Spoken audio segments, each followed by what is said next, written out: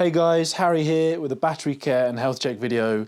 This one's for our e28.X and e28.9, and obviously the batteries are removable on this version of the e28. They are lithium ion, which is very popular these days, and we need to take care of that, make sure that the batteries are in good health to keep the bike running well. First thing to check for on the battery itself is just any visual signs of damage, so any denting to the casing, whether it's the exterior or on the inside, any cracks, any fissures. Just a visual check is a really good starting point. If the battery is wet or has any sort of dirt or debris on it from riding in the rain, just to make sure that it's dry, especially when we remove the battery for charging purposes.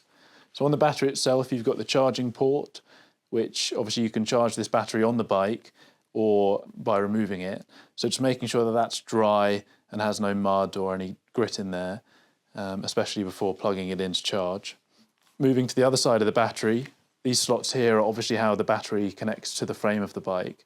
Again, just making sure there's no water in there, that there's no sign of rust or anything stuck in those ports before connecting it to the bike. Moving to the frame of the bike, the thing to check for really is these pins down at the bottom to make sure that these are straight and that they don't show any sign of rust and that there's no water and dirt in there.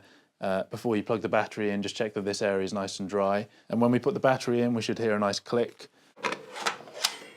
Then we know it's in place.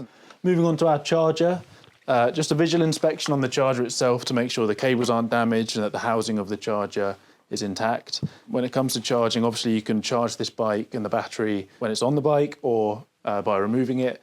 The same thing applies though. Make sure that the charger is well ventilated and isn't covered in clothing so it can't overheat.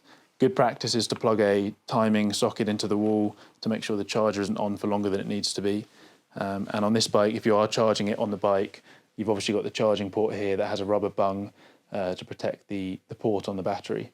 Most importantly, make sure that the charger you're using is correct to the model of bike you have. Don't use just any charger. Make sure it's specific. And if you have any questions or anything regarding this, please get in touch. As ever, we'll be happy to help.